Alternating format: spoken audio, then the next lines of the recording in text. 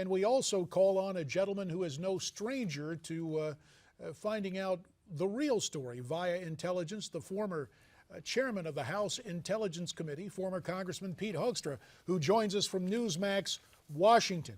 Pete, what are you hearing about the attack? What can you add to the developing coverage today?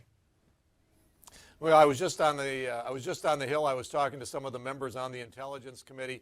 They have not yet been briefed by our intelligence community as to exactly who knew what, when, where, and those types of things. So our intelligence community is still gathering data to come and brief our members on the Hill. I think what I can tell you here, JD, this shouldn't be a surprise in France. It shouldn't be a surprise in Western Europe.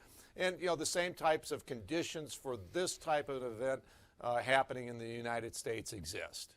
Well, Pete, considering what we know about France and the influence that ISIS has had, particularly in the suburbs around Paris, what type of apparatus does the United States intelligence have inside Paris right now? How closely are they listening to phones? And what are they doing, without revealing too much, to try and track these guys down, since we know that the White House offered as much help as could be given today? Well, the French have a very aggressive intelligence capability against their own people. They have that capability. They use that capability. And I'm sure that they're very much in coordination with the United States. But what you need to remember about these organizations, it's not just the terrorist attacks. These people like ISIS are getting support at 3 different levels in places like France and the United States. They get the popular political support, organizations like CARE, demanding political correctness and, providing political cover to organizations like ISIS. They get financial support out of places like France and the United States. And then they, on occasion, like what we're seeing in Paris today, ISIS has called for attacks against the French, and they have the capability then to actually carry out a military or a terrorist type of activity. So there's 3 levels of support and action that ISIS can count on in places like France and in the United States. And as you link France with the United States, you said something earlier, Pete, that bears amplification. What happened in France today, a variation on that, could conceivably happen here in the United States. Now, the Department from Homeland Security was metaphorically taken to the woodshed by our old colleague Tom Coburn as he retired from the Senate. Will the Obama administration get Homeland Security in gear, or are we going to see paralysis via political correctness in the days ahead? Well, I think what we've seen, JD, over the last 6 years, if they are predicting what is going to happen over the next 2 years, we're not going to see the aggressive type of stance that we need either in the homeland or overseas. What happens in Libya, what happens in the Kurdish region of Iraq, what happens in ISIS is absolutely critical and has an impact. One of the reasons this attack may have been carried out today is because how aggressive France is in trying to go after radical jihadists in northern Africa, a place where France has had a tremendous amount of influence over the past decades, former colonies and those types of things. And so we have not been aggressive and nearly as aggressive as France in northern Africa.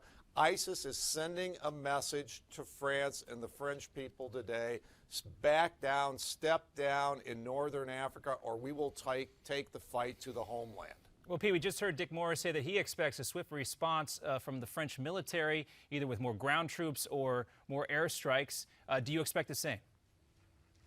I hope so, and I think so. I mean, this was a brutal attack on the homeland in Paris. I don't think the French are going to back down. Like I said, they've been aggressive in northern Africa. They've been a good ally, and I think rather than retrenching, I think what you outlined is exactly what we will see. They will be aggressive. They know the existential threat that ISIS and radical jihadists pose to the French people and to the French government. Pete, in the minute 30 that remains, immigration policy, hot potato here and in Europe, and the failure of the French to assimilate the immigrants coming into their nation from Islamic nations. Will we see France step up and assimilate those immigrants in the days ahead? Well, I mean, you know, you're wondering whether you're at the tipping point where you've gotten so far and so many immigrants into France who haven't been assimilated, whether you can actually catch up and do that. And I think, of course, they're going to try, but it's going to be very difficult. The lesson that the United States needs to learn is that we need to make sure that the immigrants that we allow into the United States come here because they treasure our values, they treasure free markets, they treasure freedom, and that they will assimilate. And we need to do everything we can to make sure that immigrants to the United States are assimilated and that they do not form these, you know, these cabals, these in the, you know, the appropriate use of the term ghettoization here in the United States, where they hang together and do not become part of the fabric of the United States. Certainly, it will be a topic of much debate in the days ahead as the president tried to move forward with executive amnesty, and Congress has made promises thus far to try and stop that. Former Congressman Pete Hoekstra, former chairman of the House Intelligence Committee, checking in with us today from Newsmax Washington. Pete, as always, we appreciate your insights, especially on this very busy news day. We'll step aside now. A Newsmax Now update is next. Stay with us.